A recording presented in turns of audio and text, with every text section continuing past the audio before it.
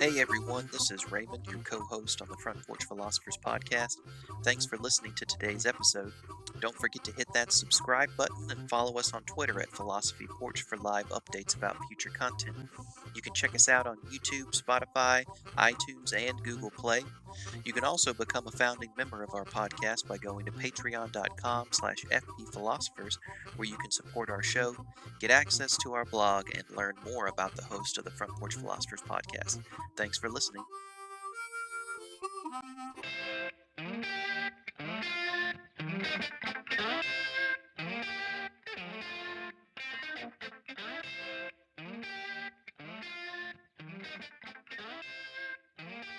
All right, welcome back to the Front Porch Philosophers podcast. I'm your host, Thomas Jared Farmer, joined as always by my co-host, Raymond Perrier. Hey, how's it going? And Michael Granado. Hello. So, today... I got to go first again, so I'm excited. Yeah, that was weird. Threw me off a little bit. That's the second time, and the 24 episodes that we've done.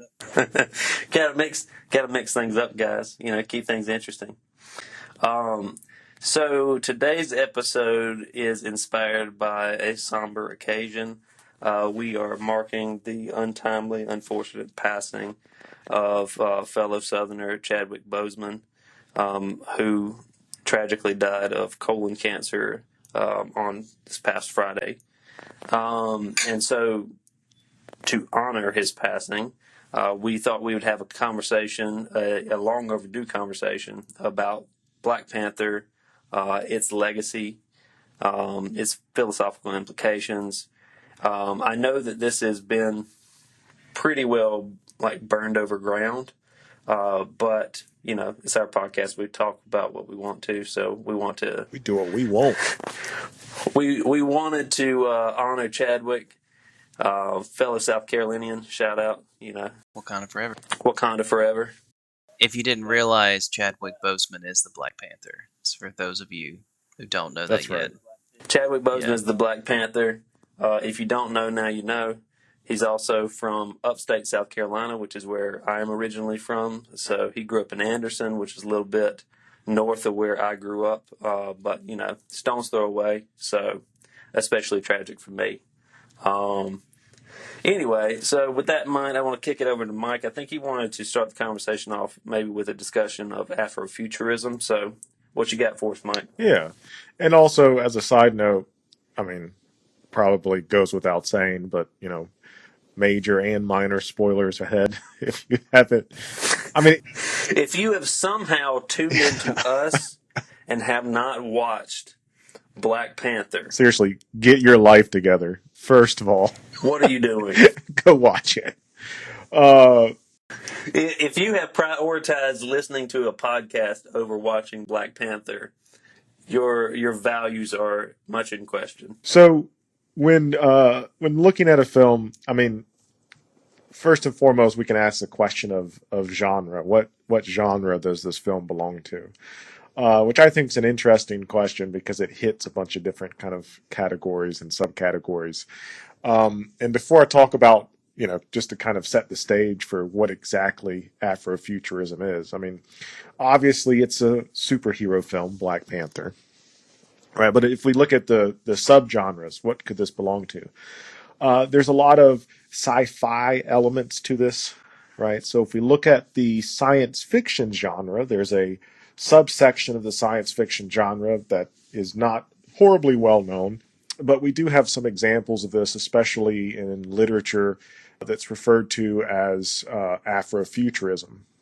And I think that Black Panther, how I would start off talking about Black Panther is by saying that I think it's an example of, first and foremost, Afrofuturism, definitely, combined with a sort of alternative history. So science fiction, everybody's probably familiar with. You've all seen a science fiction film, Star Wars, Star Trek, take your pick. Science fiction's extraordinarily popular. Alternative history, not so much. Alternative history as a genre is not horribly popular. I did watch recently There's a television show called Man in the High Castle. Yeah, that's the only example I could think of. Yeah, which is an example. So, alternative history is a genre of literature that likes to reimagine, likes to imagine what if a very prominent historical event did not happen, or happened in a different way, or what if there was a different outcome?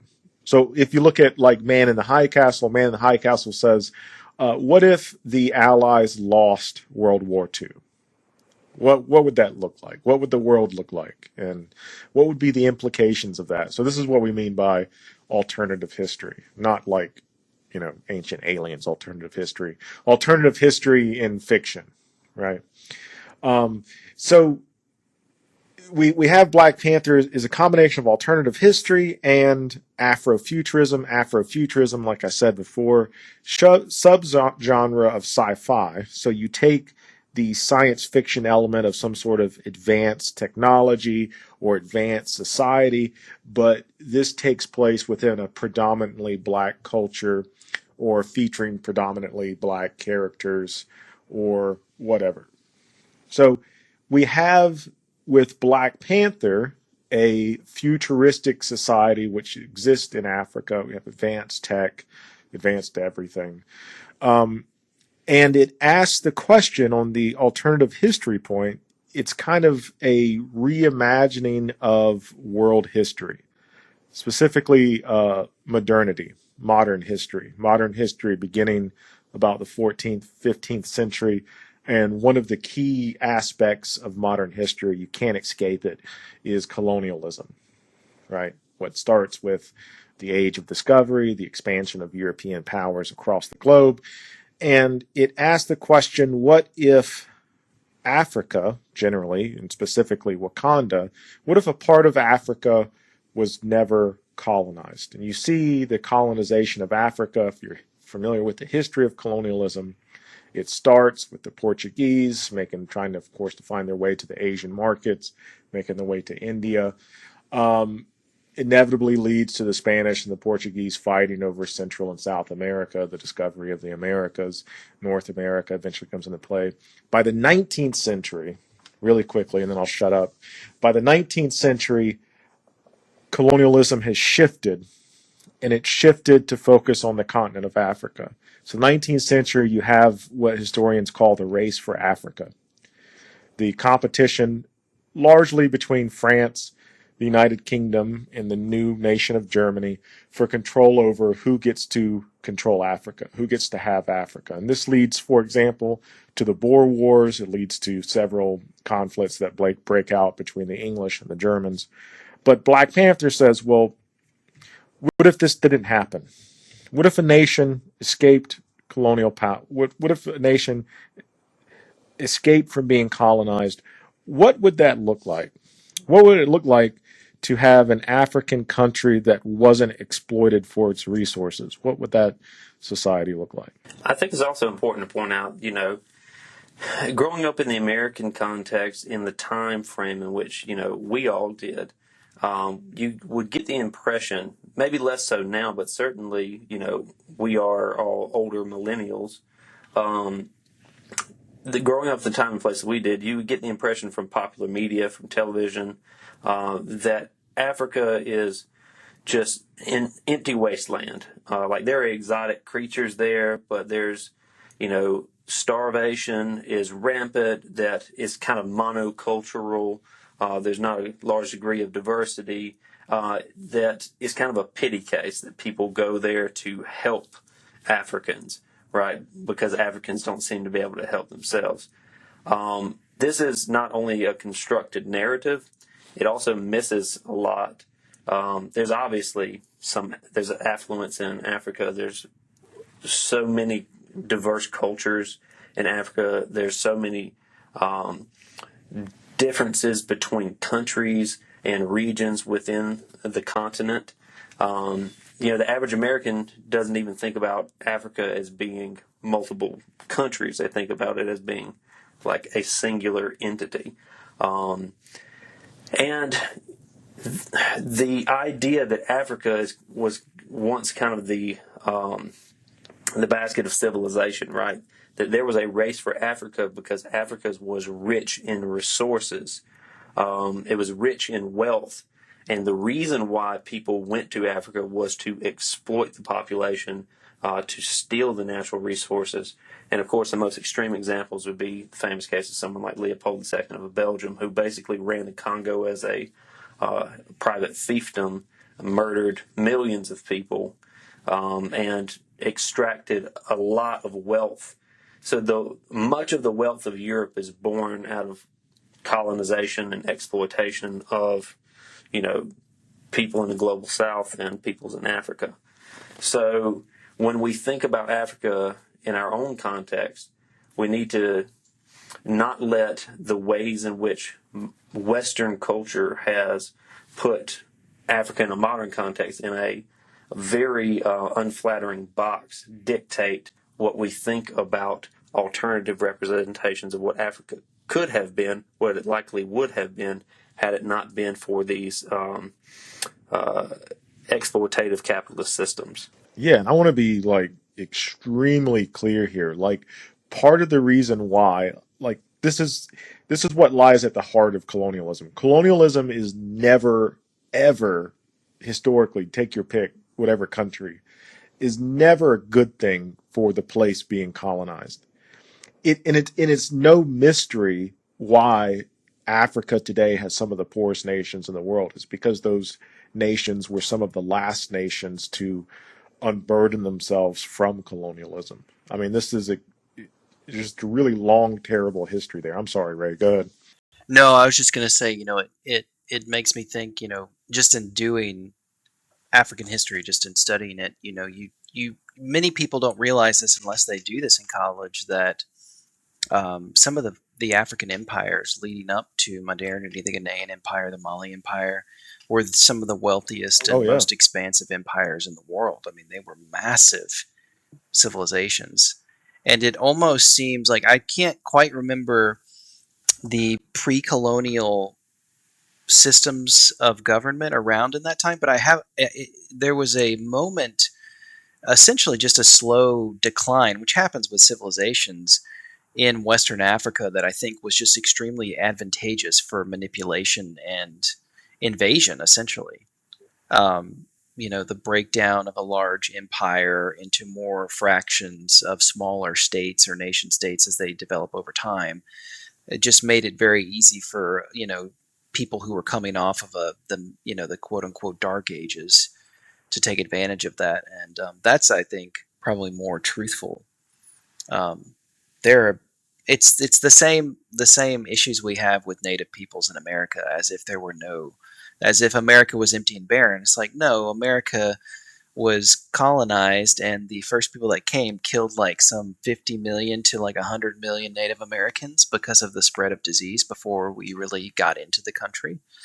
So it seemed empty, but it was just the moment they came. It just happened to be in a moment of crisis or a moment of tragedy, right? They were following that up. And then they took advantage of that weakness. There's also this just great tragedy in terms of the American education system, in which we just don't teach African history at all. Like, I didn't learn about Mansa Yeah. Musa in Yeah. grade school. I didn't learn about the African empires in grade school. And that is really when you allow popular media to dictate what you know about a topic. There's popular media being shaped by racist narratives, and you walk away with a really skewered picture of the world, which is deeply unfortunate. I would also Yeah. say when you let standardized testing companies and textbook companies dictate educational standards, you Yeah. also have the same thing, but that's a conversation for a different day. It makes, the reason that it happens, people may be asking, well, why don't we teach this? Well, because when you study African history, you study Southern history, or you study, early American history. So a great deal of that, the eventual studies of African history is then the study of the slave trade. There's no way of avoiding it. So they don't want to admit it. Yeah, they don't want to talk about it at all, so they just avoid the entire subject. Well, I also want to say, as a public educator, because every time, and this is completely off track here, but every time I have this conversation, and somebody says, "Well, why isn't this taught in school? Why isn't that taught in school?" Well, first and foremost, history is completely sidelined in school. So before we have these conversations, we need to first make sure that students actually take history classes. Yeah, that's Um, true. what you're seeing here is a slow pushing away of everything aside from math and reading to increase test scores and to make sure that the school looks good on national reviews and stuff like that. Things that aren't. What reason does the proletariat have and for anything other than basic reading skills and the means to carry on their menial labors? I'm just saying, most teachers would love to teach African history. They're just not given the space to carry on. I think though that this brings us to an important Yeah, point of return I to believe Black it. Panther though, which is to say like for those who don't realize, like, why is Black Panther such a cultural touchstone? Well, at least in part, it's because of this absence of positive depictions of black people in media. You don't have, even when you have strong black characters, at least within American films, they're usually resisting like racist systems or something like that. The idea that you have a strong black nation, right, portrayed by a black cast, speaking Xhosa, speaking with African accents when they speak English. This is another thing about Chadwick Boseman, which was he really pushed the filmmakers to utilize African accents, because it sends a subtle message. Like, if we want to demonstrate that we haven't been colonized, then why would we use the accents, the intonations of colonized speech? And I don't know if you guys have you ever read the author Ngugi wa Thiong'o? He wrote an important work called Decolonizing the Mind. So wa Thiong'o, in the work, he makes the case that authors should write in their native languages, and the case that he gets. So the generation of African writers before him all wrote in English or in French, and that was so that they could gain a wider audience. And he's hesitant to criticize them because he says, it allows a wider audience to kind of have a picture of Africa from these African authors. But there's something subtle about writing in another person's language, right? There's some inferiority being portrayed there to say that the language of literature is not my native language. And so he encouraged African authors to write at least primarily in their own language and, allow for translations, obviously, but to make the case that African languages are every bit as dignified and worthy of having a body of literature as any European language. And I don't think that Boseman ever specifically referenced wa Thiong'o or any other African author in making that case, but there's a recognition there about the importance and dignity of presenting something in its own terms. Yeah, I'll have to check that one out. I've read "Weep Not, Child" from Thiong'o, but I haven't read that one. I'll have to check that out. No, I was just going to say. I mean, I think that's an important lesson for any culture. I think, especially as somebody who's interested in history and culture, it's an absolute shame the amount of language death that happens, and it's perpetuated by. I had you talking about that, Jared, reminded me of a friend that I had in as I was an undergrad. Shout out to Aristide on the off chance that he listens to this. But Aristide was from Burkina Faso, and so one day the topic of language came up, and I was like, Aristide, how many languages do you speak? And he said, I speak 6 languages. And I was like, what?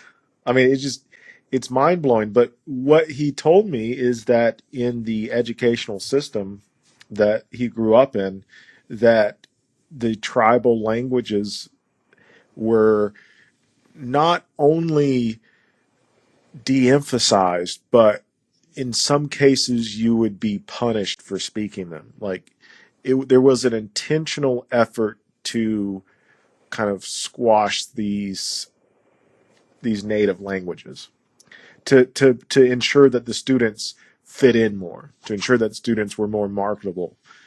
And this is like 10 years ago. So Yeah, well, it's true. It's true historically of U.S. Indian schools too, right? So Native American students speaking their native languages would be punished. It was true even in Europe up yes, until recently in Ireland in the Republic. So like the Republic has been revitalizing the Irish language and teaching it in school, but there was a concerted effort by the English to exterminate the language, and so.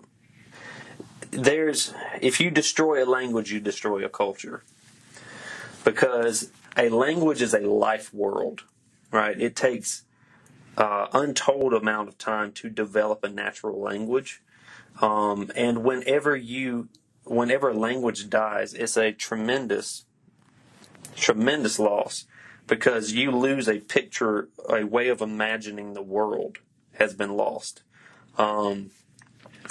And so again, like it, to someone who's not, I guess, initiated into like language studies, it doesn't perhaps seem like such a big deal for a character like Black Panther to be speaking a native African language, because that's not a made up language. It's not like Dothraki or whatever from Game of Thrones. It's Xhosa. It's a real native African language that they're speaking.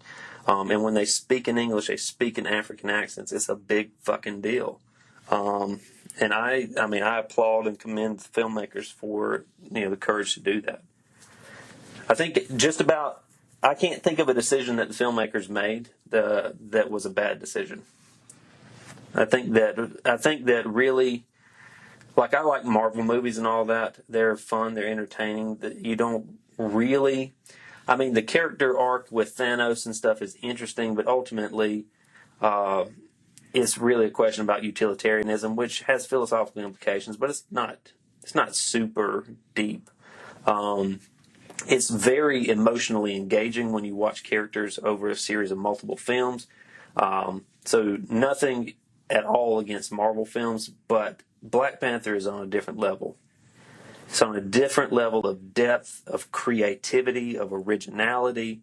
It's a standalone film, and much in the way that Christopher Nolan's Dark Knight transcends the comic book genre. So too, in my mind, does Black Panther. There's been a lot written about the character Killmonger and the fact that he is inarguably one of the greatest villains in film history because he's so relatable. But I think that there's also a lot that can be said about the character T'Challa, and the arc, the character growth that happens with him over the course of the film. Yeah. And for those of you who don't know yet, T'Challa is the character that Chadwick Boseman plays. That is Black Panther. So let's talk a little bit about then. So, Mike. Oh, sorry, Mike. Did you have something? No. You go ahead. I was going to raise a question. No, ask a question. Then that's fine. No, I was just going to say, kind of building off of what you just said, Jared. Let's any particular themes or issues or tropes maybe that really stood out to y'all? What was the favorite? Any philosophical messages that you got from Black Panther? I think, well, God, there's so many layers to the film. I think that ultimately, and I'm obviously not the first person, I'm sure, to highlight any of these themes whatsoever. Again, this is well-trodden ground at this point, but I think that you can see T'Challa at the end of the film as having gone through kind of this Hegelian process, right? So there's this original thesis, right, of isolationism that he inherits from his father, T'Chaka. He has challenged by his diametrical opposite in Killmonger, who is advocating for essentially American-style colonization in a form of retribution, right? To say, well, they did this to us, they've done it for centuries. The only way to balance the scale of justice is to go tit for tat. We have the weapons, we have the power, we have the means. Let's take back what is rightfully ours. And that's a very sympathetic position, right? Because you can see the reasoning behind it. But ultimately, what T'Challa does, and then by extension, what the filmmaker is suggesting, is that that's not the right path.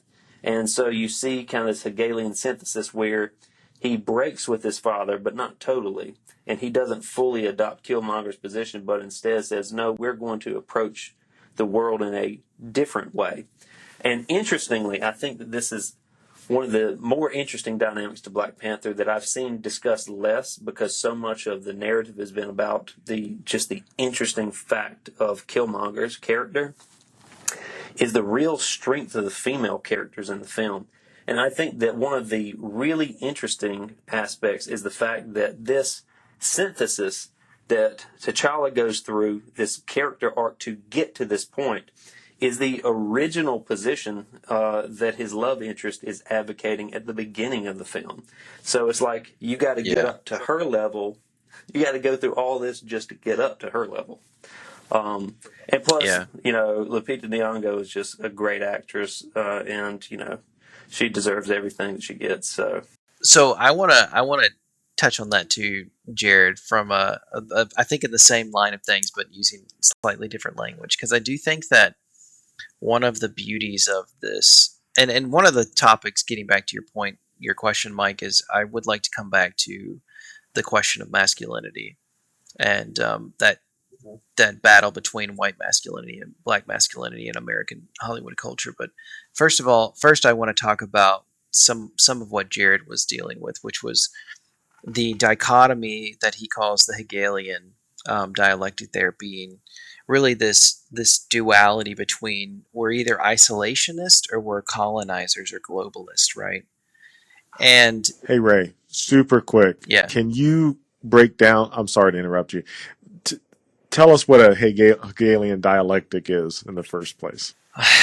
so let's just say that we'll just for simple terms and very briefly, the Hegelian dialectic for this is just going to be a thesis and an antithesis, are just two ideas that stand in sort of a juxtaposition. And what we're trying to do in the dialectic is break some sort of tension that allows us to move to maybe like a third way, we could say. Transcendent is the term they usually use. Jared, did you want to add any clarity to that? No, I mean, I think that we at this level can speak about thesis, antithesis, synthesis as a useful heuristic for talking about Hegelian dialectic. I don't think anyone who knows Hegel is probably going to scream at us that's first off, it's not Hegelian terminology. Second, that's a massive oversimplification. It is. But I think for our purposes, it works fine. So in this case, I'm thinking of the thesis as isolationism. I feel like that came first. To some extent, we could say. So the isolationist in the story is T'Challa's father, who doesn't want to get overly involved in matters outside of his country, and just wants to keep Wakanda for Wakanda. And then to the opposite of that is Killmonger, who is the colonizer. So that's the antithesis. So the opposite, the juxtaposition. And T'Challa is stuck in between and trying to pave a new path. Trying to reconcile what he sees, between these two things. Yeah, he's trying to reconcile. How do we keep the purity and or really just how do we keep Wakanda the way that we want it to be, the way that it is, the way that we love, while also recognizing that Wakanda has a lot to offer the world in ways of healing and justice and aid and things like that, right? That's a very difficult thing to weave and to balance, and I think that's something that I think that's one of the reasons Black Panther is so striking to people because they intuit that. They don't want to resign from the world, but at the same time they're tired of hearing about, you know, governments being toppled by other governments, unfair deals creating sweatshops across the world. They want everybody to experience what we think is a good life in the first world, and oftentimes that's not so easily achieved. So there's a lot of complexity there. Yeah, another interesting dynamic that I think is played up in terms of like, well, what would happen if you had this kingdom, right, which was not colonized? Well, the thing is, Yeah.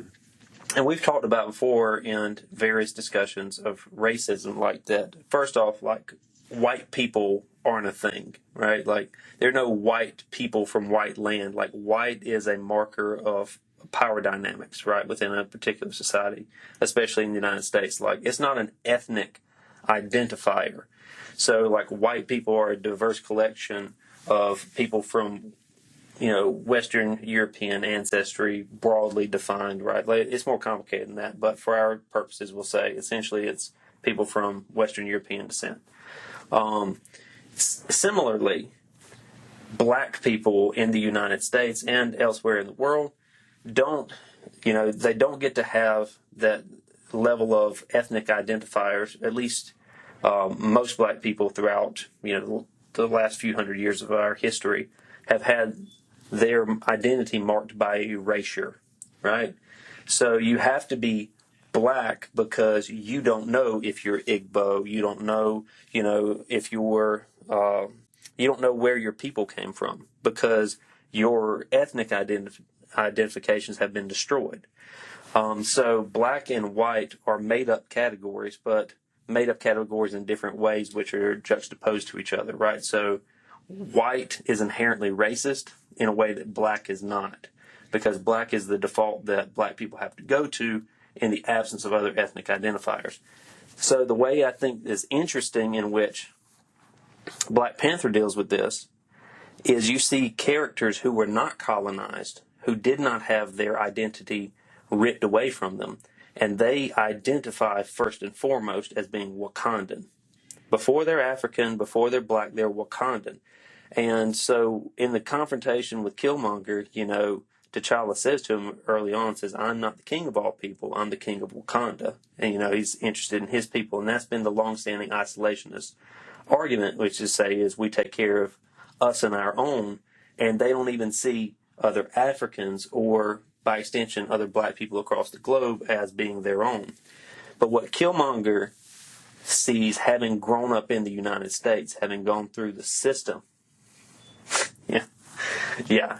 But having gone through the United States and being enculturated in the United States, he has a broader transracial identifier in terms of the idea of a black identity. And so when he identifies as being black first and maybe Wakandan second or third, right? And I think that dynamic is interesting. I want to build off of that a little bit. And Sorry, were you finished? Go ahead. I was going to say I'm running out of steam in terms of like things to meaningfully say about it, so I was waiting for someone to rescue me. I'm glad you brought it up because this has more, I can't say that. This is one of the things I really like about Killmonger's character is because I like how tragic his character is. Mm-hmm. Amongst other things, I can talk about his the ideology that's driving him, how his character progresses over the course of the film, but I see him as, especially in the MCU, he's a fantastic antagonist, fantastic villain for sure. I just also love how tragic it is, because on the one hand, getting back to this notion of identity. So on the one hand, he is raised in a poor neighborhood, so socially, economically, he's in the marginalized class. Ethnically, of course, he's African American. He's in the marginalized class. So he's coming from a marginalized position in a society that rejects him. what the double tragedy of it is, his father told him about Wakanda, told him about where he came from, but when he gets there, he's also an outsider to the Wakandan people. So he's a man without a place, without a people to identify with. And that's Right? why he chooses not to be buried in Wakanda, right? Yes. Yes. Dump me in the sea.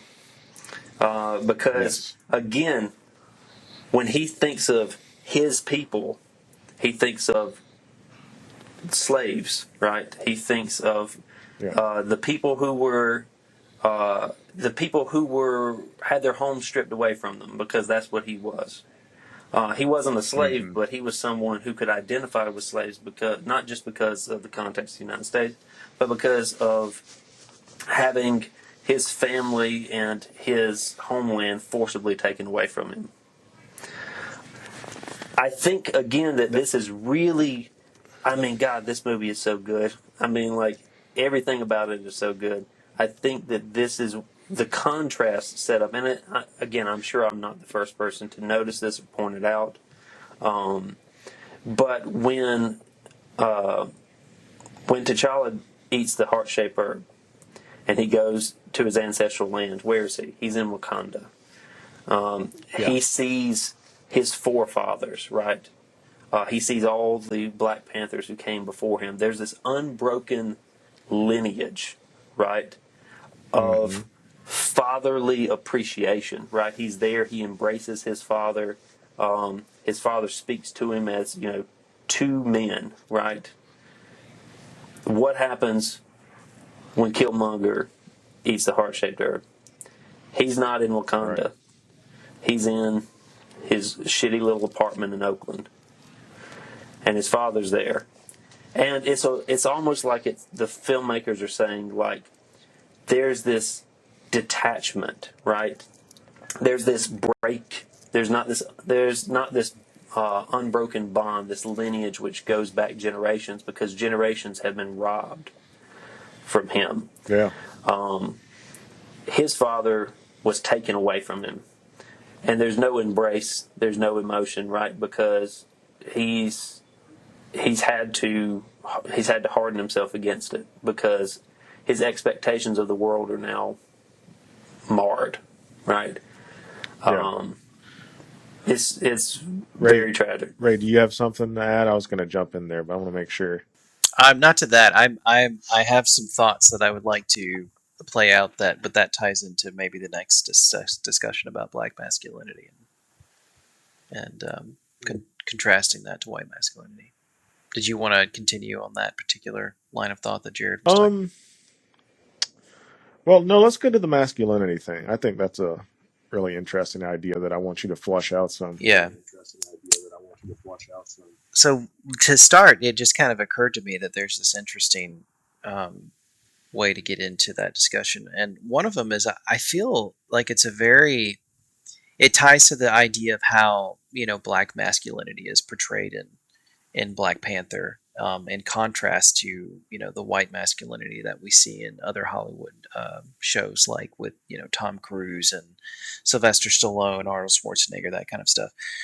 But it's kind of interesting. Do you guys think, just as an aside, that kind of ties into this question, isn't it interesting that you almost, as people who live in not really a democratic, but a republic society, but striving for democracy, you look at T'Challa and you look at that monarchical system and you almost wish for it, like hope for it. It's like it is its own way, like a strange twist upon the savior of politics, right? Like we're hoping for that royal family. It's in a for some things it's been a long time since I've seen like a modern portrayal of a king that everybody's like this wise king that we want, as opposed to our own system. Jared, you were going to say something. Well, I want to point out, so our old comrade from Emory, who's almost certainly not listening to this, Mashawn. He should be. Oh yeah, Mashawn. So He should be. I listen to his stuff sometimes. Mashawn said the other day in just a Facebook post, so I'm gonna give him credit. he said something to the effect of, because apparently Beyonce has this thing on Disney Plus right now, which is like Black is King or something like that. And he pointed out, just as an aside, like to his fellow black people, to say, maybe we want to not overemphasize this king image, because historically kings have not been a great thing for people. Like, let's not over romanticize African kingdoms because of lack of representation and all those things. Like, yeah, perhaps they were more egalitarian than some, European kingships, but let's not kid ourselves. Really, a king is a king. Yeah. I mean, Yeah. monarchies, by definition, aren't set up for egalitarianism. It's not Yeah. how they Yeah. work. Well, I would say, yeah, like, it's easy to admire the image of the perfect king in art, right? The kings in, say, like in Arthurian legend, or the good kings of Israel in biblical literature or something like that.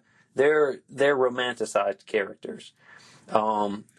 It's gonna surprise no one who's been around me ever that I'm gonna say I have a few issues with the idea of monarchy.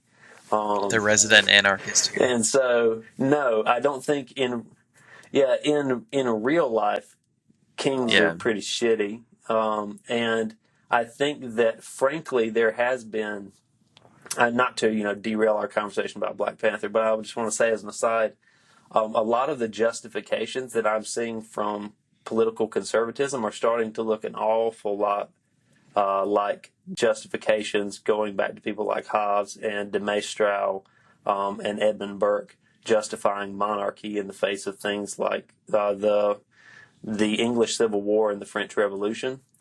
And so I would like to say, ultimately, that we should probably cool it with the kingship. The appeal of a king is the same appeal as the appeal of a strong man, which is to say, we have all these complex issues. Democracy is messy, it's contentious, and there's a lot of red tape, and it's hard to get things done. It leads to stalemate. Wouldn't it be easy if we could just give all the power to one guy who gets the job done? The problem with that is most kings and most strongmen are not T'Challa. Well, let me raise a question here, because this is one of the themes that I really like about this, and of course it relates back to philosophy with Plato's idea of the philosopher king, right? What if this is a big what if we were able to implement some sort of system or process by which it would be possible to put such an individual in power, such as the Black Panther or Plato's philosopher king? Is it that the idea of monarchy is inherently wrong, or do you think it's just kind of gotten a bad rap over the past 6,000 years? Personally, I think it comes down to the corruptibility.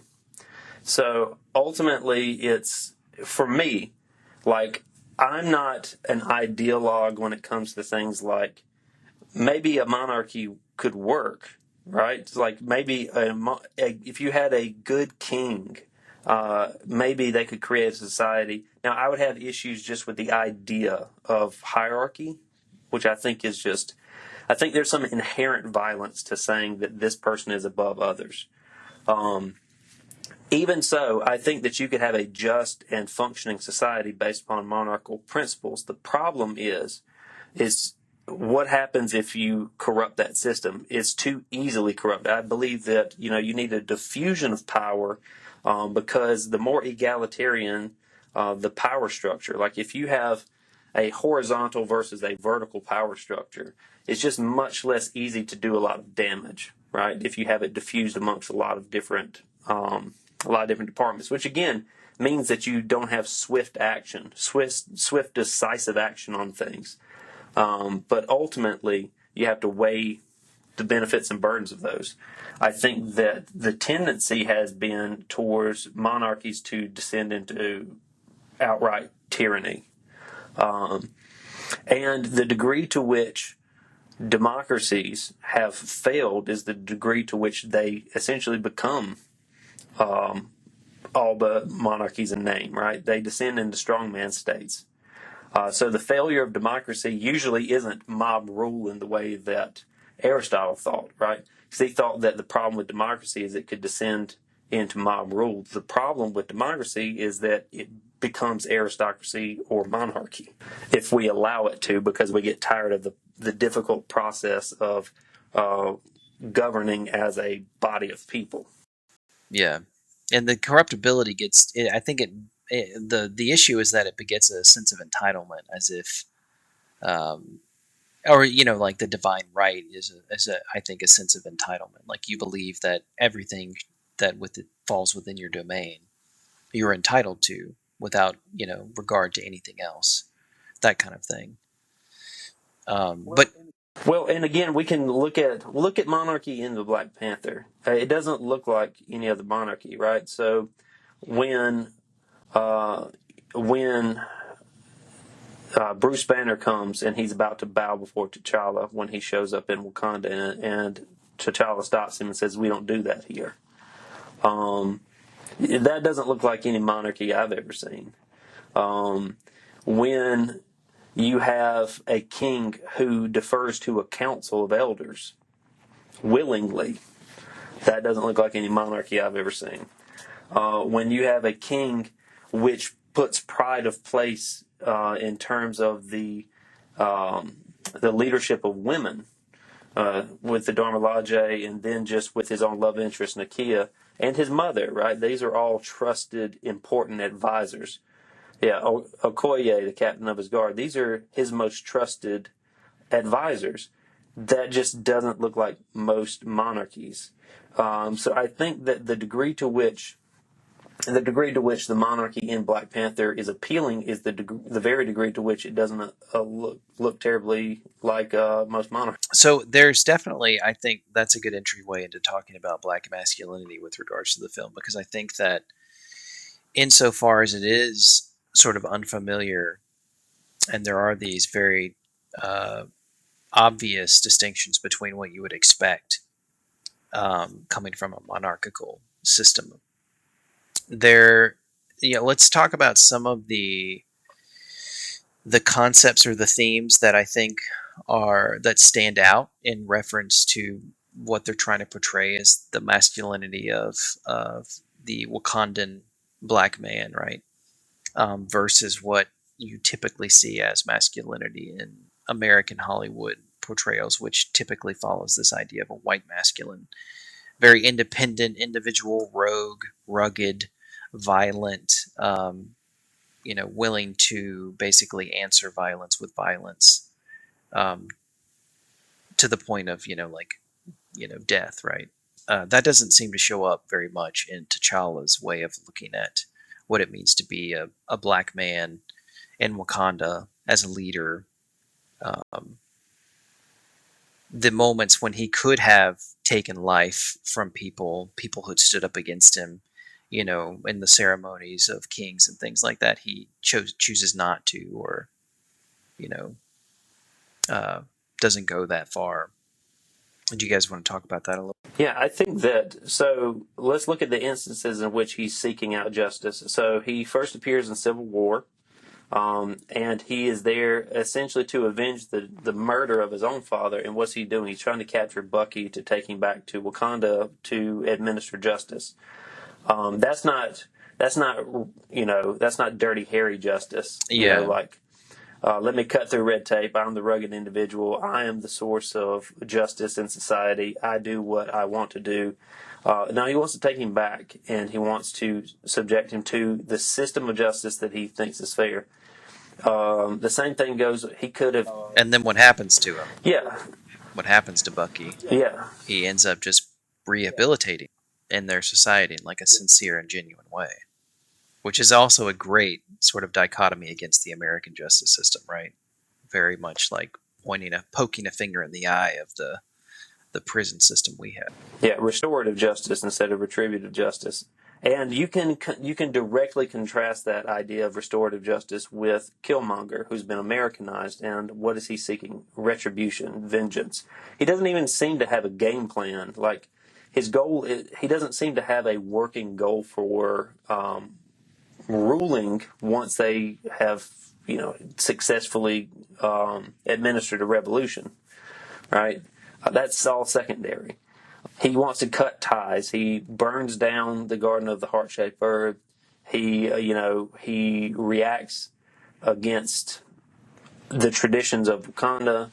So he really breaks with a lot of those traditions. I think that another dimension that I mentioned in our conversation prior to us starting to record was the way in which T'Challa interacts with women versus the way in which Killmonger interacts with women.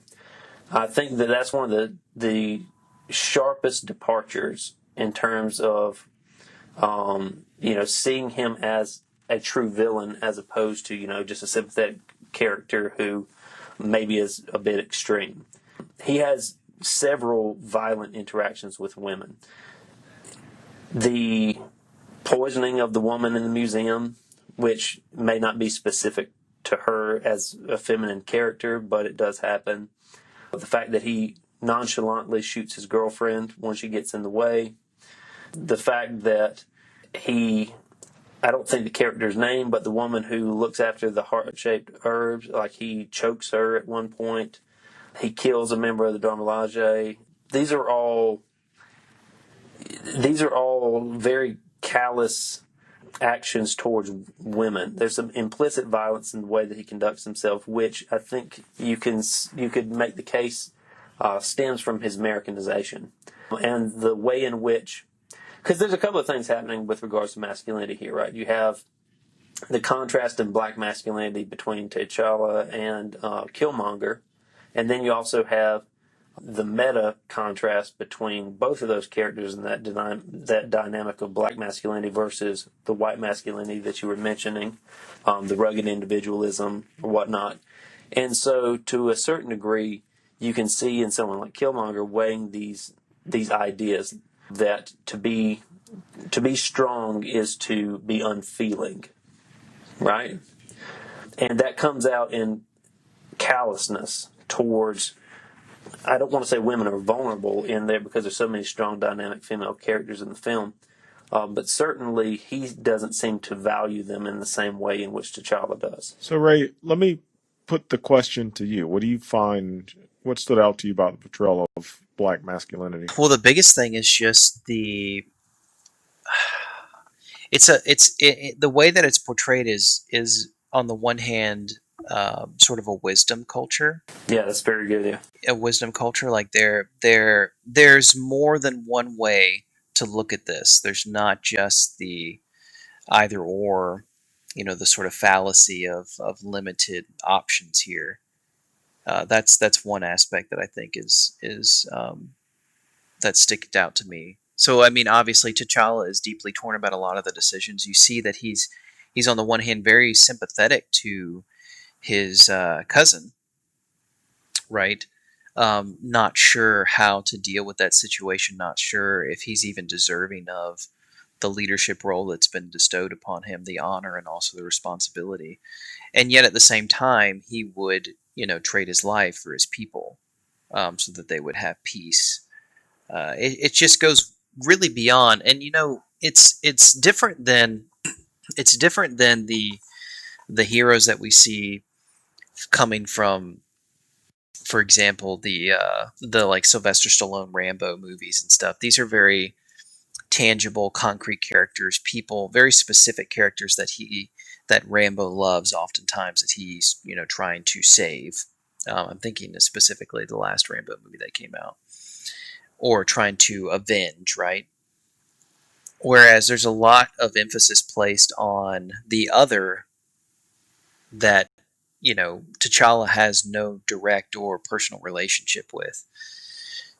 So it's just a different dichotomy there. I mean, there's this great sense that not only the people who are around me that I consider personal friends or mentors or advisors or family members and loved ones, but also those people within the greater reaches of my society stand on equal importance for me.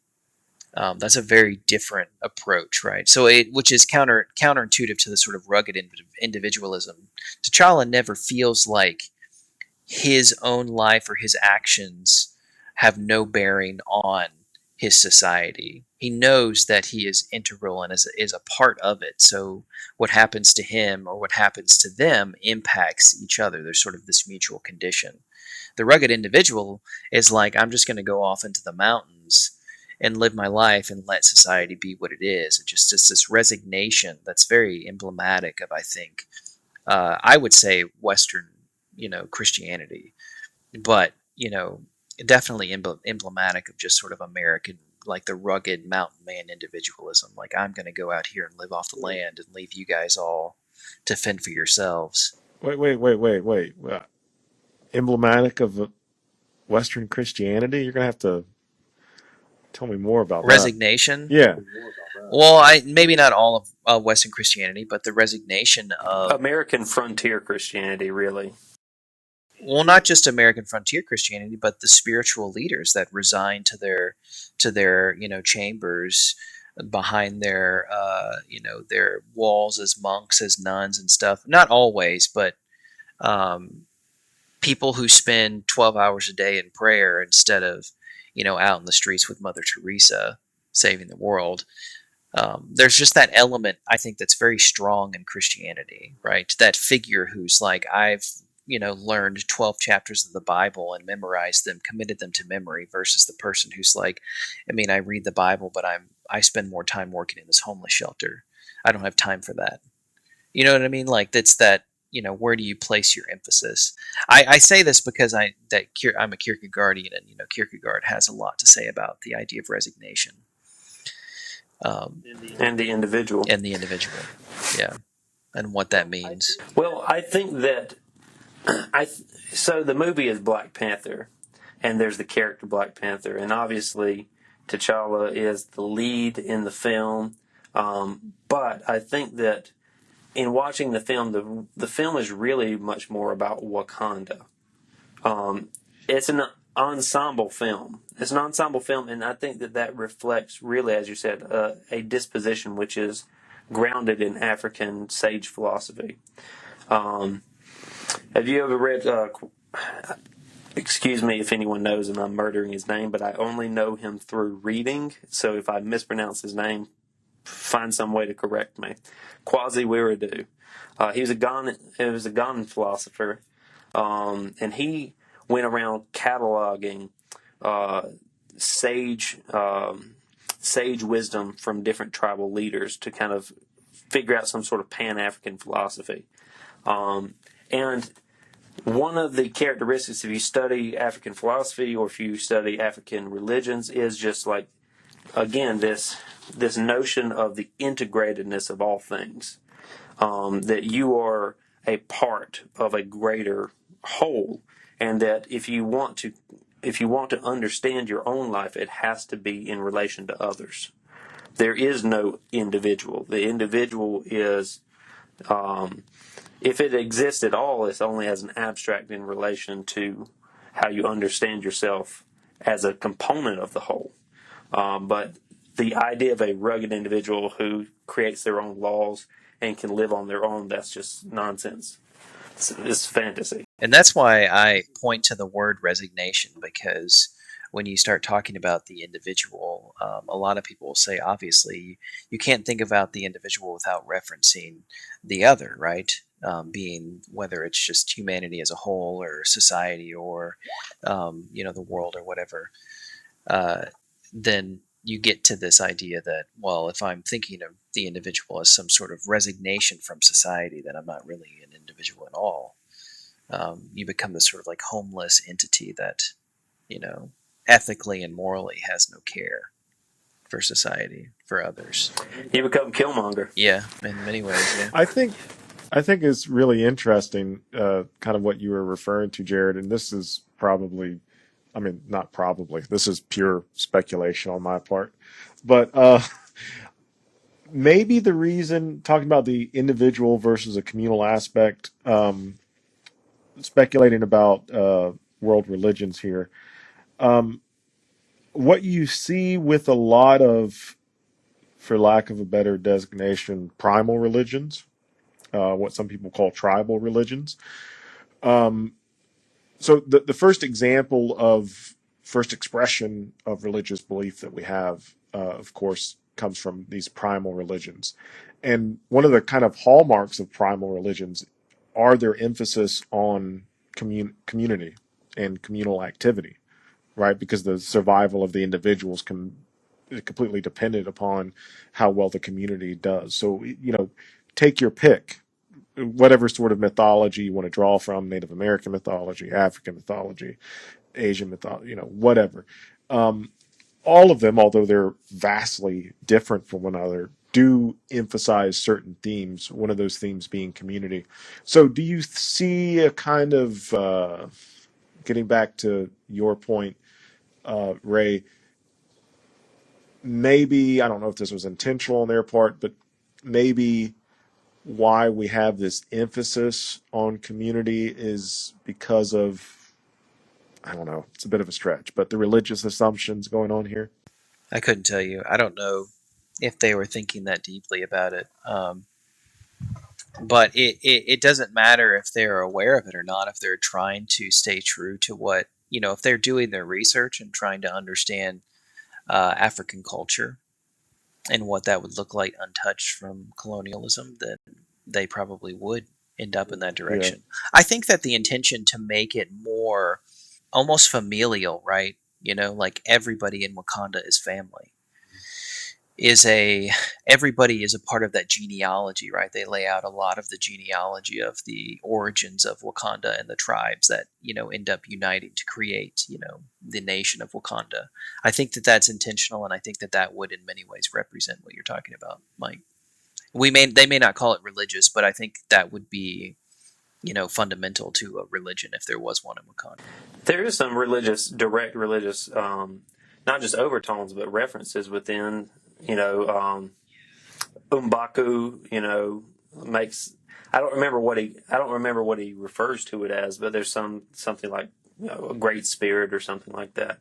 There's some reference to the divine, and then obviously, Forrest Whitaker's character is like a priest character, in some capacity. And so there is definitely a role for religion within Wakanda. And they lack this sort of trajectory of modernity that Europe went through in creating their own technological industrialized society. So they have the technology, actually even more advanced technology than Western European society, but they don't seem to have gone through this process of modernity in the same way, which means the rejection and the stripping away of ancestral beliefs and practices. Ritual still seems to be very important. Ancestor veneration, filial piety. These are all dimensions of primal religions which were preserved intact within a post-industrial advanced technological society. And that's another, apart from all of the African aspects, like direct African aspects, that is a very just interesting idea. The notion that you could have a technological society without going through that sort of process of Western modernity, which seems to be just an assumption. You can correct me if I'm wrong about this, Mike, but in the history of science in the West, it seems to be just taken for granted that the process of science is necessitates the rejection of certain ideas, particularly about our relationship. There's this adversarial relationship to the world created in modern science. And what Black Panther subtly suggests is that dichotomy between science and nature is a false dichotomy, right? You see the beauty of Wakanda, the natural beauty of Wakanda, and you see people living ancestral ways like a primal religion within Wakanda, and then that is fully integrated into a technological society, which is one of the really interesting ideas of Afrofuturism, which is presented within Black Panther really well. Yeah, and I'll add to that, because I don't think that one of the things that we have to be careful about when we talk about religion within regards to this is that African religions are very, if we even could call them religions, are very different than Western, such that you can't separate the practice of, if we were to call it religious beliefs, from everyday life or what they call the mundane. So if you had, say, if somebody was like sick in an indigenous, African worldview, the imbalance in the body would also be connected to the imbalance of the social life, linked to one's kinship and family and things like that. So it's just very different. There's not this sort of traditional theocracy or sort of religious totalitarianism that stands in juxtaposition to the individual. Like I don't think that they would see themselves as standing before God like we would in the Christian context. African religions are more holistic and they're more connected to sort of panentheistic, if we were to give it any sort of like Western terminology. I do want to make like one caveat here. I want to say that first off, religion. I mean, I don't have time to really flesh this out because we're already over the 1 hour mark, and this isn't the main topic. But religions are similar to languages insofar as, if you begin in, say, Paris, and you're definitely speaking French, the further you get towards Rome, the more Italian-like the French will sound until eventually at some point you're just speaking Italian, right? In other words, like Chomsky has made the case before that languages aren't really things, not monolithic things at least. Like we all have our own kind of language patterns, and then we have large degrees of overlaps with people in similar geographical locations or cultural, with other cultural identifiers, such that we can communicate to a large degree. And then the further we get removed from certain practices, cultural and geographical differences, the more difficult it is to communicate. I think of religions as similar. So in other words, to the degree to which we can call something a religion, it's really a heuristic device.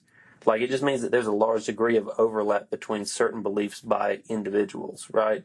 There's a large degree of cultural practices which are shared. So there's some fundamental elements, but ultimately religions, especially large religions like Christianity, Islam, Judaism, historical religions which have centuries, millennia of practices, there's a large degree of internal diversity. So you have within something like Christianity, individualism, but I don't think that you can say that Christianity is individualistic because there's communitarian aspects as well. The same thing goes for all religions. I think that the real marker and distinction between so-called primal religions and more, for lack of a better term, more modern religions, really post-axial age religions, is the fact that, the history of religion goes all the way back through the Neolithic period, as far as we can tell. So that, we don't, the point is that we have evidence of it going. There's no human society that we are aware of that did not have some basic religious practices. And so if we have evidence of, say, 40,000 years of human religion, right, the oldest, again, post-axial age religions are a couple of thousand years old. They pale in comparison in terms of the history of practice. So when you talk about indigenous or primal religions in places like Africa or amongst Aboriginal peoples in Australia, there's a more unbroken line, so that communitarian practices, which are presumably foundational for all religions, like as societies become more, I don't want to say advanced, you know what I mean? Like there's so much problematic language here. As they As they become more technologically advanced, you have to depend on people less. So, like, individualism is a fantasy which is propped up by technology, right? We still depend on each other. We just don't realize the degree to which we depend on each other in the same way in which primal peoples do. And so individualism within religion, I think, is a reflection of individualism within society, which only crops up within certain societies, right? Post agricultural revolution societies start to have distinct elements of individualism within the whole of their particular religious framework, but that's only owing to changes in society, not necessarily things which are endemic to the religion itself. In other words, I don't like it. I mean, we all paint with broad strokes, but when someone says, well, this is what Christianity is individualistic and primal religions are communitarian, well, primal religions are communitarian because they're communitarian. They're fixed within communitarian societies. And Christianity, to the degree to which it's not communitarian, is just because the societies in which it's taken hold are becoming increasingly less communitarian. Yeah.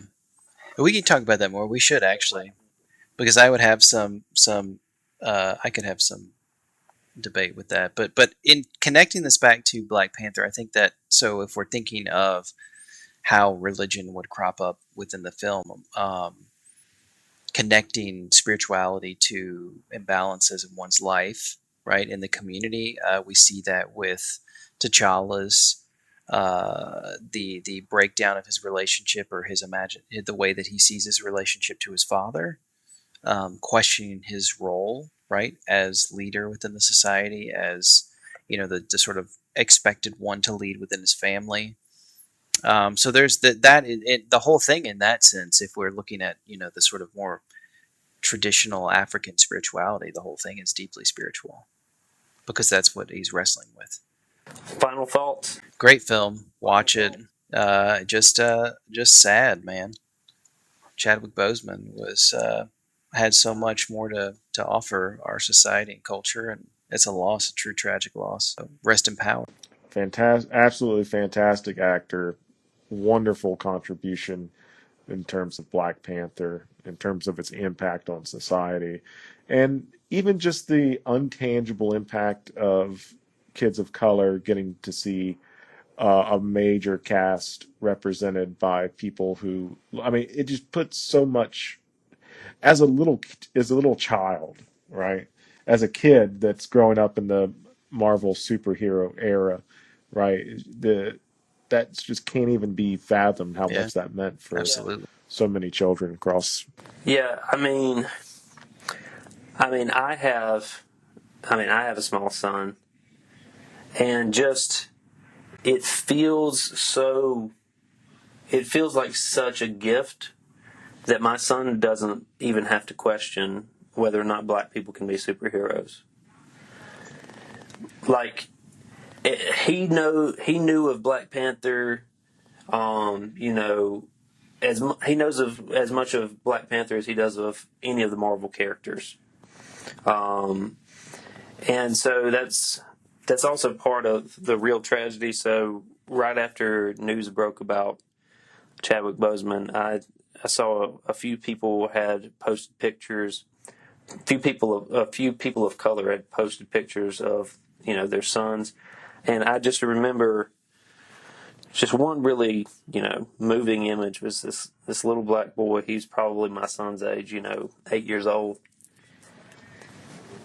and he had he was wearing, he had all his Black Panther paraphernalia around, and his action figure of Black Panther was like laying down, and surrounding him was all the Marvel characters, like standing up, like man down, and the little boy was doing the Wakanda salute and just bawling his eyes out. And man, that was just, that image was just seared in my mind. And it was really tough. And so as hard as it was for me to have to tell my son, I waited a couple of days just because I couldn't bring myself to do it, to tell my son about the passing of Boseman.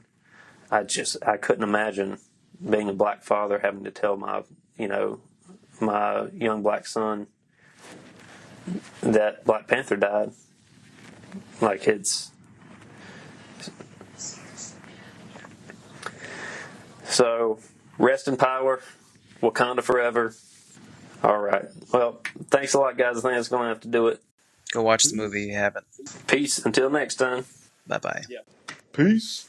We hope you enjoyed this episode of Front Porch Philosophers. If you did, go follow us on Twitter at Philosophy Porch. If you liked it so much that you want to support us monetarily, then go to patreon.com/FPPhilosophers and become a $1 subscriber today. Every dollar goes to adding more content and buying up more server space, so the more you spend, the more you get. In any case, thanks for joining us, and we look forward to seeing you next time on the Front Porch.